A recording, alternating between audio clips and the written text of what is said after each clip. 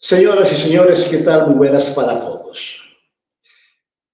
Estábamos en hora de analizar, plasmar nuestros criterios, nuestro concepto en referencia a los reversones que ha sufrido el presidente de Colombia, Gustavo Petro Urrego. El primer golpe en el aspecto político, en el aspecto gubernamental y en su sistema de gobierno fue la renuncia de la doctora Amelia Pérez Parra, su más cercana en la terna, en la postulación para la fiscal general de la Nación. ¿Qué pasó? La doctora Amelia argumentó algunos factores externos, pero podríamos decir que el mayor flagelo habría recaído sobre su esposo, el fiscal, doctor Oviedo, si mal no estoy, al empezar a denigrar de la Corte Suprema de Justicia. Comenzó a denigrar de los medios de comunicación. Y los medios nacionales hoy son una fuerte oposición a las acciones al gobierno del presidente Gustavo Petro. Llevaba las mejores votaciones en las salas plenas de la Corte Suprema de Justicia para elegir a la nueva fiscal general de la Nación. Y súmale a eso que inmediatamente comenzó el esposo de la doctora Amelia Pérez a cuestionar, a irse lance ristre contra los medios nacionales, contra los magistrados de la Corte Suprema de Justicia. Comenzaron a escudriñar y hicieron visible o llevaron a la luz pública, que entre otras cosas son informaciones de conocimiento público en el gobierno cuando fue alcalde el hoy presidente Gustavo Petro Urrego. Que la doctora Amelia fue funcionaria y estuvo en el gabinete del presidente hoy siendo alcalde de Bogotá, es normal. Está haciendo unas labores, unas funciones dentro de su marco profesional. Pero eso le hicieron mella y le comenzaron a ponerle pagos, a ponerle bastante alfileres, que fue impregnando en los magistrados de la Corte Suprema de Justicia. Y súmale a eso que la ultraderecha, que los uribistas, que el Centro Democrático sabía, a raíz de esas publicaciones,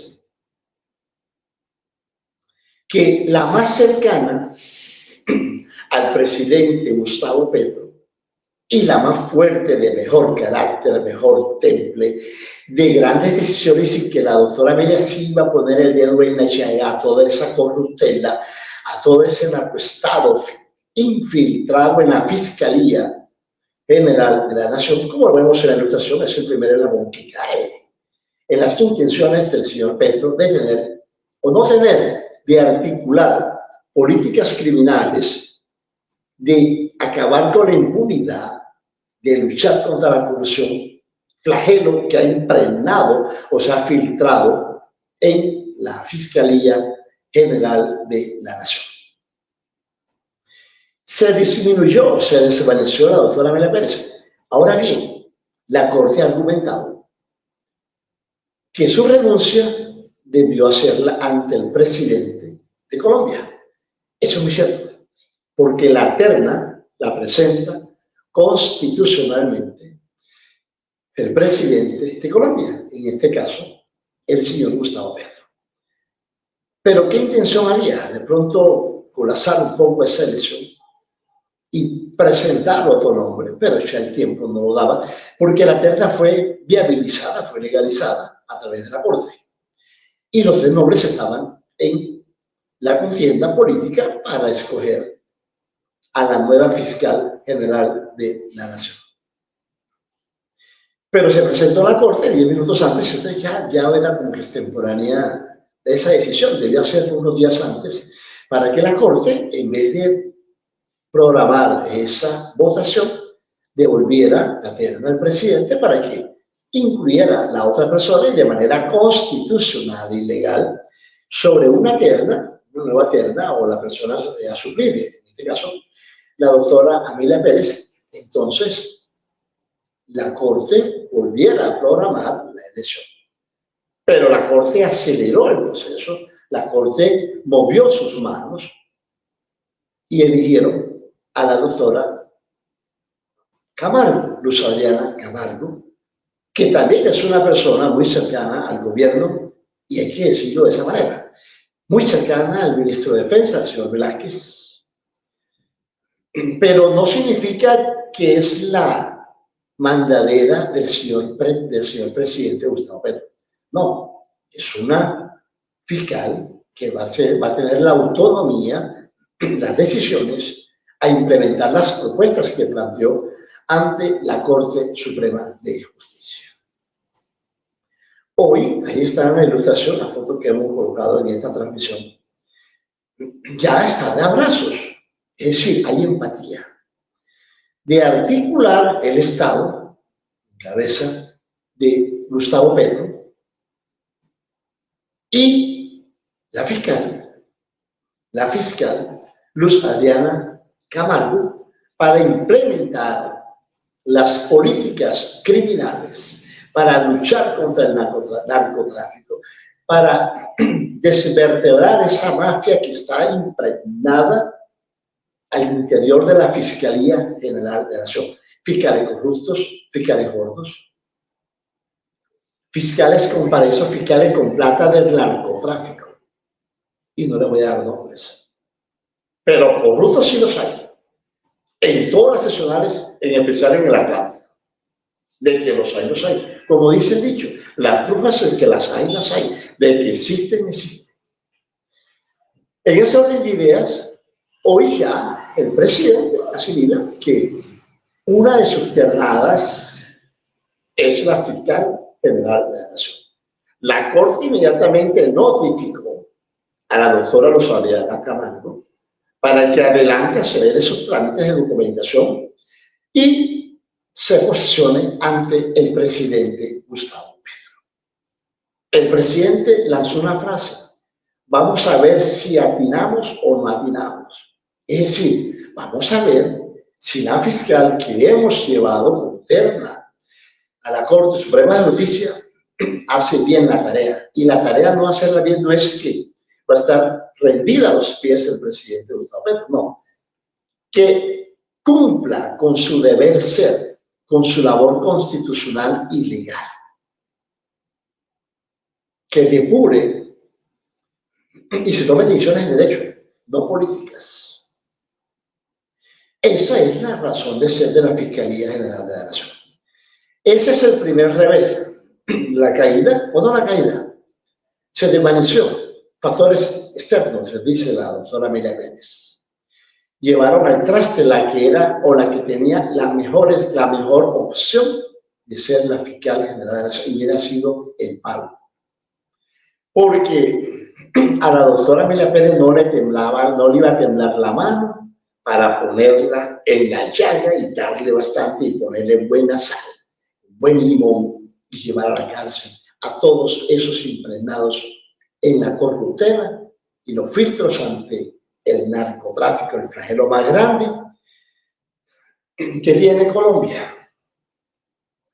Vamos al segundo revés, para no extenderlo mucho, porque es una noticia que ya ha sido publicada, se hicieron los análisis, pero estamos haciendo nuestro análisis, que estamos en hora de presentarlo. Vamos a la reforma de la salud, segundo tema. Hoy la reforma de la salud está en cuidados intensivos.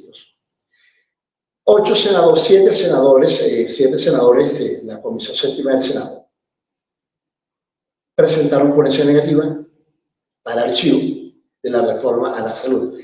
Una de las banderas del presidente Gustavo Petro. Hay que decirlo de esa manera porque es una realidad ya muy es una de sus banderas, con la reforma pensional, con la reforma laboral, la reforma rural agraria, la reforma tributaria, en fin, porque buscando cómo administrar los recursos que lleguen hacia los más pobres del país. No que lleguen a los bolsillos de los monarcas de la política y los grandes emporios económicos y políticos.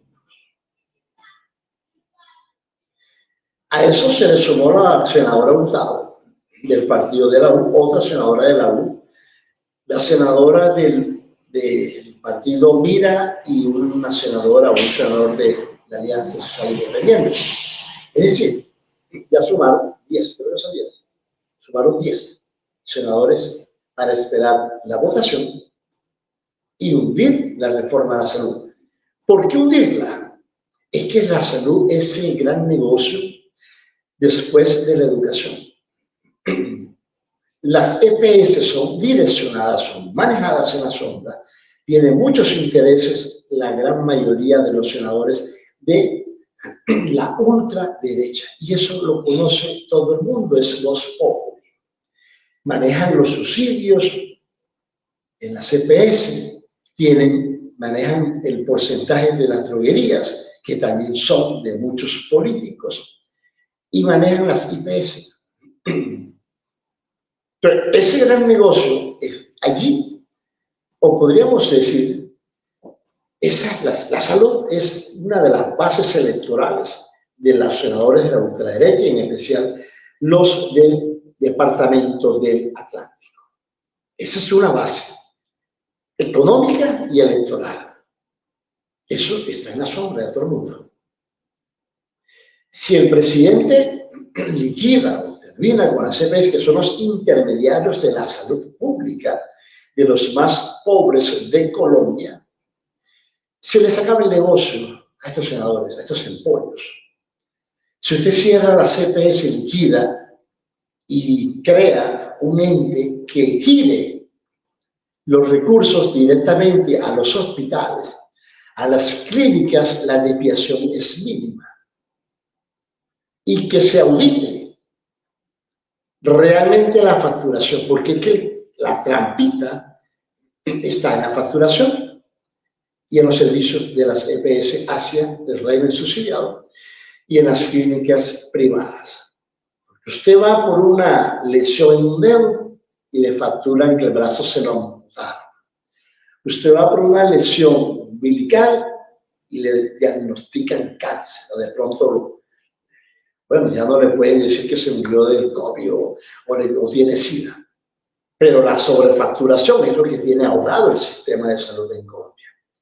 En todo el país esa es una realidad.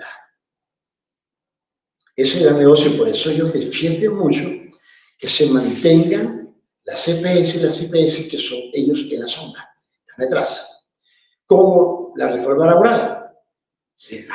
A los grandes empresarios no les sirve. Y a las empresas medianamente de pronto se fortalecen un poco. Y esos senadores están predispuestos a hundir la reforma de la salud. Pero el presidente ha dicho, yo actuaré como el Ejecutivo, como el presidente. Hay una entidad que ya está avanzando en los trámites legales y constitucionales para girar los recursos. Y eso debía hacerse hace mucho tiempo. Porque los recursos llegan a las EPS y las EPS no le están pagando a los hospitales. La deuda y el hueco fiscal es tan grande que las EPS le adeudan billones de pesos a los hospitales y a las clínicas que atienden el régimen subsidiado. Es lo que el presidente quiere acabar, ese monopolio, esa centralización de los recursos. Las EPS reciben los recursos, el mismo dueño de la EPS tiene 2 y 3 IPS, de las cuales la EPS le gira a las IPS. En anteriores gobiernos presidenciales estaba esa propuesta de que el gobierno sea quien gire a las clínicas y hospitales directamente. El servicio prestado se garantiza sus pagos para que no devuelvan al pobre de las puertas de los hospitales y de las clínicas. Es una política que va en bien de la ciudadanía, de los pobres, no de los ricos. Los ricos se llenan los bolsillos, amasan fortunas con la plata de la salud. Billones y billones, ha dicho el señor presidente Gustavo Petro. Billones, 7 billones, no sé cuántos billones. Billones con B. Mucha plata que se está desviando y los pobres se mueren en los hospitales. Qué desgracia, ¿no? Entonces, pero el presidente ha dicho una frase. Yo estoy tratando de, ojalá algunos de los que nos estén viendo o escuchando en el Facebook, que esto no estamos haciendo este en vivo porque desafortunadamente ya no tenemos la estructura para hacer esta transmisión de manera simultánea. No tenemos todavía los medios. Vamos a ver si más adelante no queremos entrar otra vez de firme, de fuerte en los medios, porque es ya 30 años en los medios, creo que ya es un tiempo de buscar otros aires como administradores públicos que somos, ya de ir buscando unos cargos importantes para estar dentro de la gestión pública y servirle al departamento, al municipio, al país, como buenos profesionales que somos de la gestión pública. Pero seguiremos siendo periodistas porque nos gusta, lo hacemos hace mucho tiempo. Tenemos el conocimiento, la experiencia, el manejo. El presidente le hace una frase, yo quisiera que alguno me ayudara a interpretar qué quiso decirle el presidente a los congresistas, a los senadores, cuando dijo, recaerá sobre el Congreso el INRI. No sé si estoy equivocado.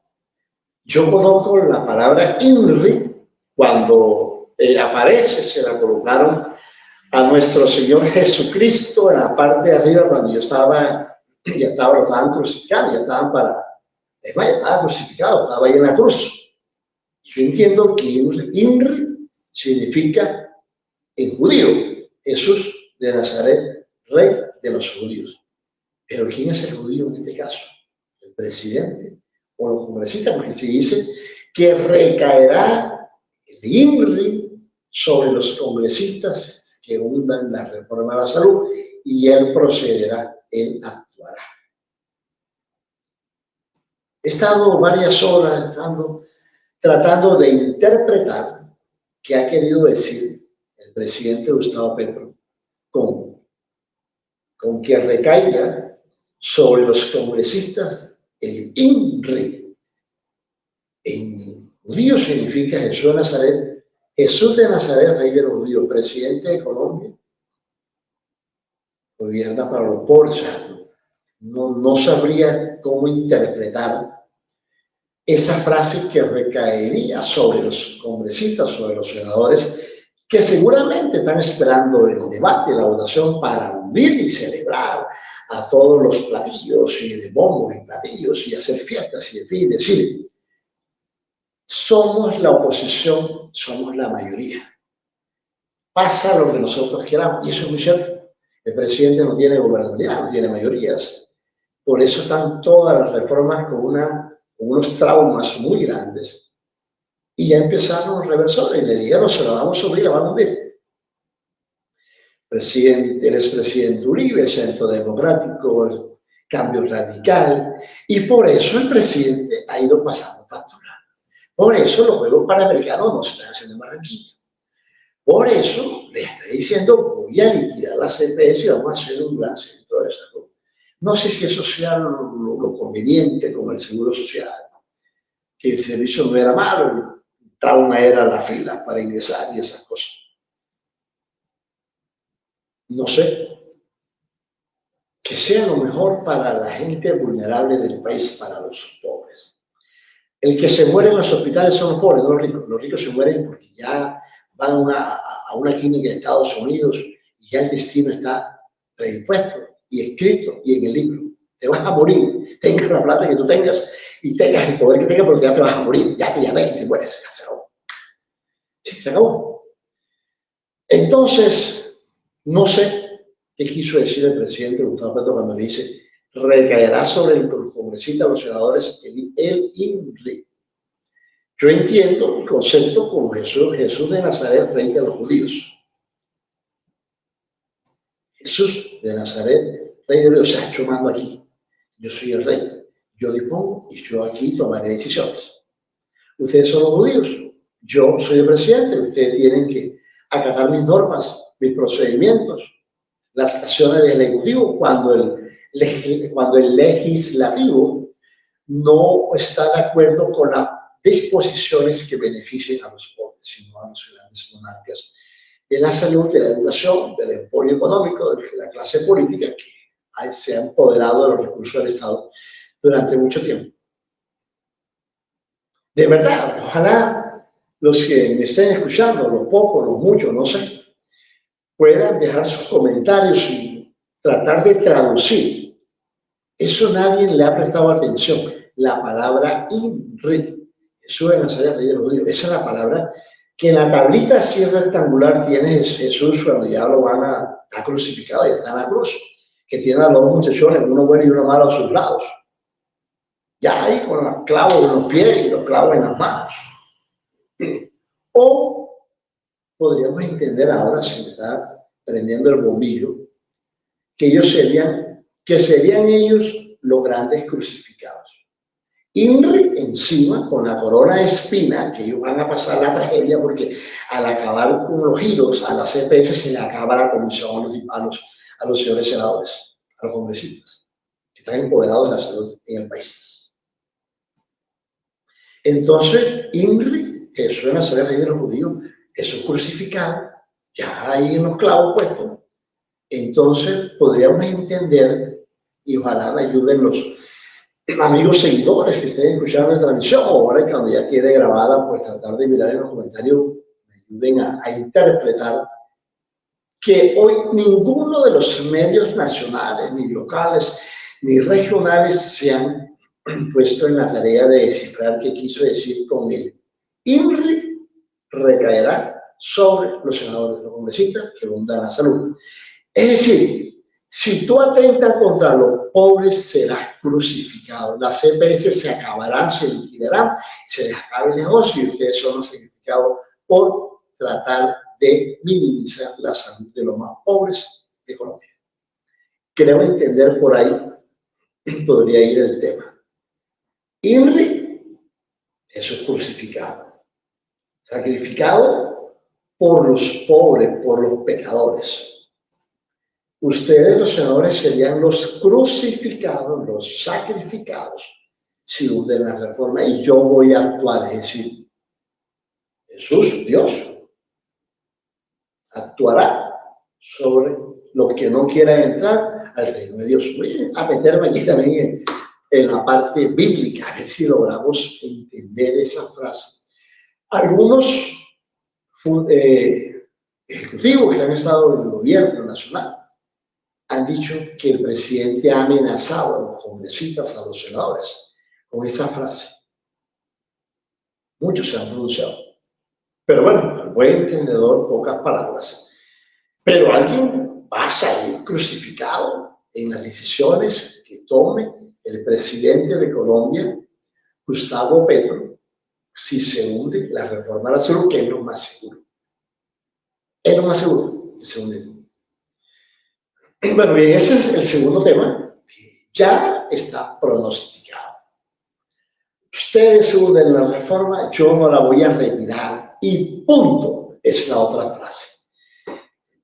O sea, cuando el presidente dice la reforma de la salud no se retira y punto, voy a ir a una jerga popular.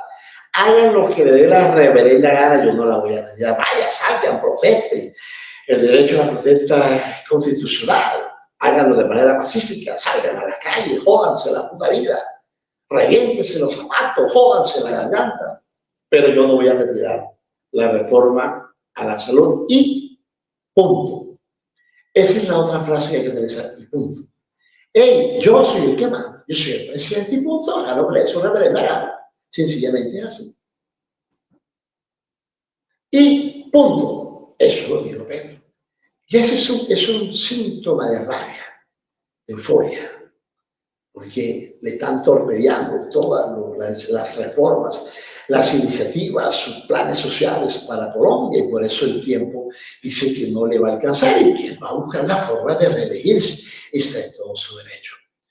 Que sea inconstitucional, que no sea legal, el presidente viene de la Constitución de 1991, él sabe cómo reformarla, qué hacer para modificar la Constitución política de Colombia.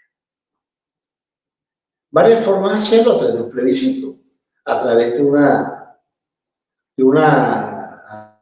a ver, se me olvida ahora mismo, él convoca a la Asamblea Nacional Constituyente, es un procedimiento.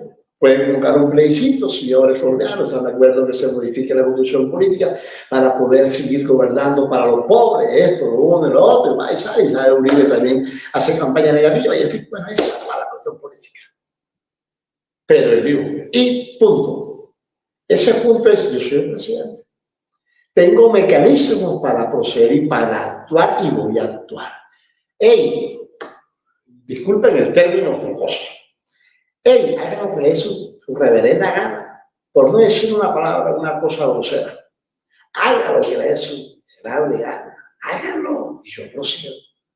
Yo soy el presidente, yo puedo decretar, yo puedo sacar resoluciones, yo puedo crear un organismo que les gire los recursos a los hospitales, y eso es constitucional. La ley se lo permite. Lo que no permite es liquidarla, porque es un proceso, es un procedimiento. Pero el hombre sí puede decir: ¿sabes qué? No le vamos a girar más a la CPS. No vamos a girarle a una entidad que está creando el presidente, ya la crearon. Y ellos son los que le van a girar los servicios prestados a las clínicas y a los hospitales. Ustedes facturen el servicio que les prestan los hospitales y las clínicas. Nosotros auditamos, revisamos, miremos que no estén infladas las facturas de los servicios prestados, y nosotros auditamos, revisamos lo que esté bien. Esos son los recursos que nosotros vamos a mirar. Sencillamente es la ecuación matemática, política, gubernamental, ejecutiva del señor diputado Petro. Y punto. Aquí manda. Eso es una frase célebre. Profesor, hágalo que le dé la gana, yo no voy a estudiar, punto. Póngame cero, póngame uno, pero eso me da gana. Así. Es más, me voy al salón. Póngame uno, yo no voy a hacer nada, no sé qué lo estudié. Eso de hecho, presidente, tuve la reforma, una, y punto. Ya, yo actuaré. Pero hoy, la realidad política, pública, es que los señores de ultraderecha, la oposición, están ganando las batallas. Que no ganen la guerra, bueno, habrá que esperar, ¿verdad?, qué pasa.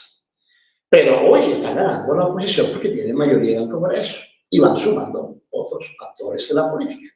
Otros partidos se van sumando a esas decisiones. ¿Qué hay detrás de la oposición? Hay mucho poder, eso sí. Hay mucho poder: el poder de Juan Barguechea, el poder de Álvaro Uribe Vélez, el poder de los Char, el poder de los conservadores. Hay mucho poder económico, político, empresarial, industrial. Los bancos, Carlos Sarmiento, o sea, hay mucho poder detrás de la oposición, por eso está muy fuerte. El señor Petro no logró hacer mayoría en el Congreso y está sufriendo la diarrea de la reforma social.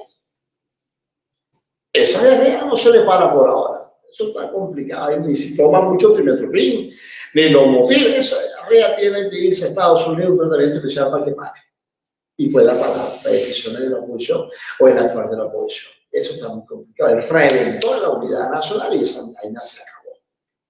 Él la tiró por el último piso del centro cívico. Y ¡pum! La reventó esa película, esa cuestión se reventó, y ahí están las consecuencias de no tener alrededor personas muy expertas en marketing político, en estrategias políticas. Es decir, venga, yo los amamanto un rato y después les quito el seno. Ahora tomen sopita, comanse una gaseosa, un pan, y en fin. Pero eso no lo hicieron, y esas son las consecuencias de los malos procederes en las estrategias políticas y administrativas. Bien, pasamos al último punto, que son las ilustraciones que tenemos ahí en la transmisión, la foto que está, la doctora Amelia, la nueva fiscal como el señor presidente de Colombia, diciendo vamos a trabajar, vamos a luchar contra la impunidad, vamos a luchar contra la corrupción, comenzando por Marta Mancera y por el señor Francisco Barbosa, investiguen ese filtro del narcotráfico en la fiscalía. El que no sirve se va y el que no tiene que irse. Sáquelo sin compasión. Esos son lo que el señor presidente va a tratar. Y el último tema, que hoy también podríamos llamarlo de otra manera, uno de sus aliados, gestor de paz, el señor Salvatore Marcus, le han negado la libertad extraordinaria. El magistrado de la Sala de Justicia y Paz ha dicho que esa resolución que emitió el presidente de Colombia, Gustavo Petro, a través del alto comisionado por la paz, de nombrarlo gestor de paz, es inconstitucional. La Corte Constitucional no admite indultos y amnistías. Y esa resolución controvierte está en contravía a lo dispuesto por la Corte Constitucional. Y el señor magistrado de la Sala de Justicia y Paz le recordó los crímenes de lesa humanidad, las desapariciones forzosas, personas protegidas, miles y miles que fueron asesinadas. Y decidió negar su libertad y mantener la medida de seguridad. Palabras más, palabras menos, le está diciendo al señor que tiene que pagar el proyecto, la ley de justicia y paz, que la creó Uribe, pero le pegó en el cuello porque al decir ellos la verdad, la reparación de la víctima y no repetición, iba en contravía a sus preceptos, de sus actuales, ante las Autodefensas Unidas de Colombia. Se las creó y se le vino por encima. Porque al decir la verdad, dirán que decir que Álvaro Uribe fue el gran creador, al parecer, ¿verdad? Según Mancuso, según Jorge Guarendi, y según muchos postulados de las autodefensas después de las conviviendo. Y que las fuerzas militares eran los grandes aliados en las AUC, que el gobierno era su gran aliado, y que un centenar de políticos se eligieron con la plata de las Autodefensas Unidas de Colombia. Y que muchos congresistas estaban protegidos por las Autodefensas Unidas de Colombia. El señor Mancuso fue a Estados Unidos por el tema del narcotráfico, dio papaya, y Uribe fue el prado enganchó. Venga, confiesen, pero si me vas a vivir a echar vainas a mí, que te estoy dando la oportunidad de que pagues 8 años y termines ya sin pecados. Muchos pagaron esos 8 años, salieron de libertad y salieron limpios. Porque eso manifiesta o dice, o data la ley de justicia y paz. La máxima pena que podría pagar por todos sus crímenes, por todas sus atrocidades, eran 8 años. El gordo Marenco para 8 años salió. El señor que está como alcalde de Campo de la Cruz, pagó sus 8 años también y salía así sucesivamente. En el Fierro pagó sus 8 años, ahí, aquí, allá, pero pagó y ya afuera, ¿verdad?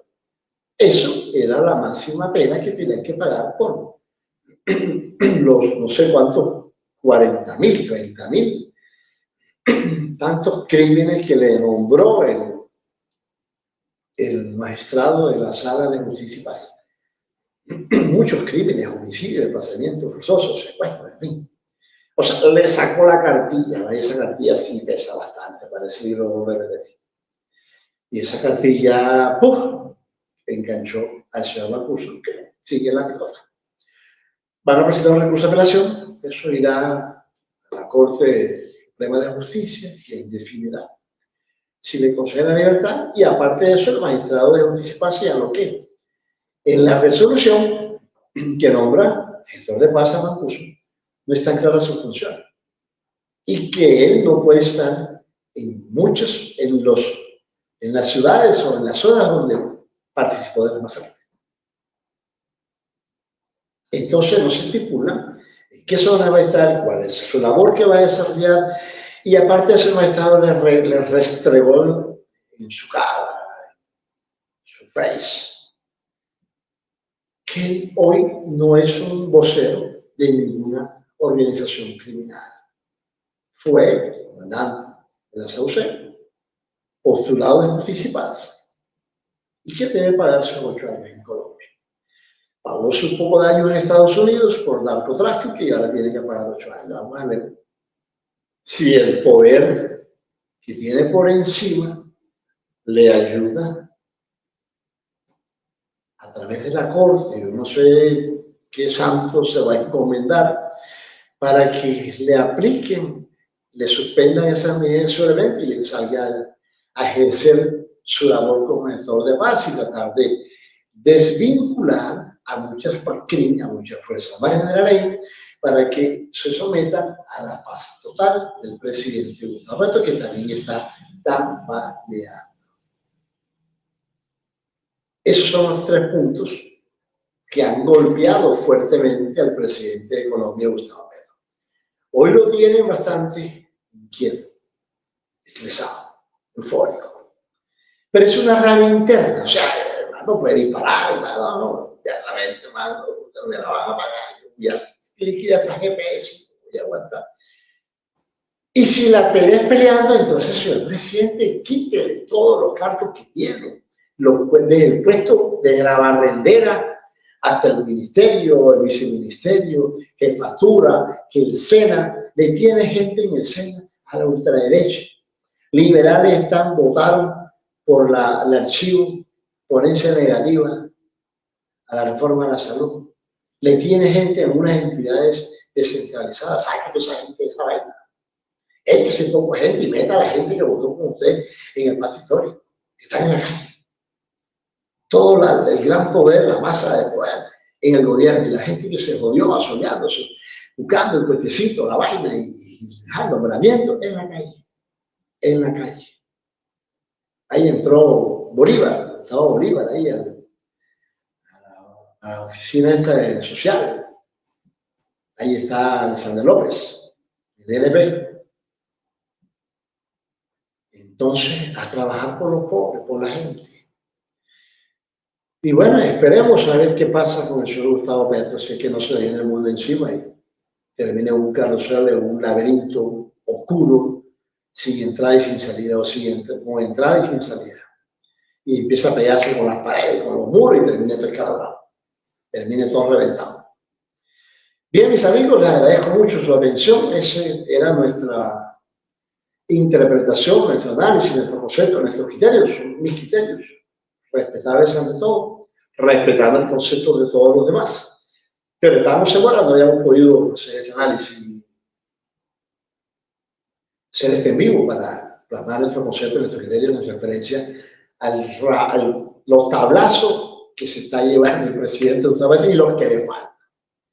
A la idea de la reforma pensional. Esa reforma pensional en el Congreso no va a pasar, porque los fondos de pensiones son de los grandes industriales y los grandes industriales son los que financian y ponen un buen billete para elegir a los senadores, a los representantes, a los alcaldes, a los gobernadores, en fin. Entonces esos grandes emporios económicos no van a permitir que le quiten el gran negocio de las pensiones. La reforma laboral, la misma vaina. Los grandes emporios no van a permitir que le jodan sus empresas, el liquido, porque tienen que votar a la gente. Y a pagar impuestos. Entonces, complicado el asunto. Total, el señor Uribe ha dicho, el señor Gustavo Petro anda haciendo política porque él se tiene que reelegir, y si no es él, tiene que ser uno de los progresistas. Pero ¿quién será? ¿Quién será? ¿Quién sonará? Difícil la cuestión. Hay poder, sí, pero para elegir son otras circunstancias, otros factores, otros procedimientos y otros mecanismos. Señores, mil gracias, de verdad, gustoso de que me hayan escuchado un rato. Estamos ahí poco a poco tratando de hacer algunas cosas, mantenernos activos, porque vivir el periodismo es una desgracia prácticamente, con todo el respeto. Esa vaina está buscando policía y cobrando cuña y coge 100, coge 200 dólares, esa vaina ya no, ya esas etapas están bastante superadas. Aquí estamos para asesorar y que nos paguen bien. Una buena asesoría vale un billete, una buena estrategia vale un billete. Y en la gestión pública, con el mayor de los gustos, pero ya eso, que le entrevistica, que venga acá, que hable aquí, y cómo está y cómo te fue, ¿no? Esa vaina ya hay que dejársela a las nuevas promociones de la Universidad Autónoma del Caribe, de las otras universidades. Ya nosotros creo que ya hay un ciclo avanzado. Generamos un concepto para mantenernos en el mercado, activos allí, ¿verdad? Para no estar ajenos a lo que pasa en el país, en el municipio Soledad, que es una farándula. Soledad sigue de carnaval, la pobre señora está más loca que para dónde, está más loca que Petro. Y se fue allá a donde el señor del DNP, no le van a prestar atención, no son un poco de borronchos aquí, en Soledad van a ir al DNP. No le van a pagar bolas, le van a brindar un tintico sin azúcar para que el abarco no lo pasen tan bien o se le vaya lejos. Pero la farándula de Soledad sigue, en Bogotá no van a conseguir nada. Si no consigue el señor Chávez, Barranquilla, el departamento, va a conseguir la ciudad de Soledad, olvídense de esa vaina. Ya el Gardel se murió, el tango murió ya. Quedaron las tangas en los diferentes reinados y desfiles en Santa Marta, en Cartagena, Viso Universo, las tangas ya. Van a perder el tiempo allá en Bogotá. Ni un peso ahí. Y para Soledad. ¿Por qué? Porque el señor Beto sabe que el señor Pulgar se va a robar la plata. Eso no es mentira. Supuestamente, ¿verdad? Hay que manejar este diagnóstico, este léxico. Y para no herir susceptibilidades, pero Soledad es un carnaval. La señora es la reina del carnaval. Los concejales la cumbiamba del carnaval. Los diputados, los cabezones del carnaval. Los comunales, la danza de los negritos y las negritas puloy buscando las migajas. Bueno, me disculpan si de pronto los siguieron susceptibilidades, pero ese es mi concepto, mi criterio, mi pensamiento y eso. Y punto. Ese es mi criterio, mi pensamiento, lo que se ve, lo que se plama. La señora todavía no ha encontrado un pico. Vaya, ya una de Monchi, parece que Monchi le vende un pico, una pala, una vaina, es un casco para que se lo pongan y comiencen a reventarla frente a la calle 30 en Tauro. Ahorita ya no lo va a hacer, entonces se está lloviendo. Por eso yo sigo insistiendo que Soledad es un carnaval lleno, es un circo lleno de payasos en todos los estrados. Unos lloran más, unos lloran, otros se ríen, en fin. De todas maneras, disculpen si quiero sus utilidades. Mis amigos, gracias y hasta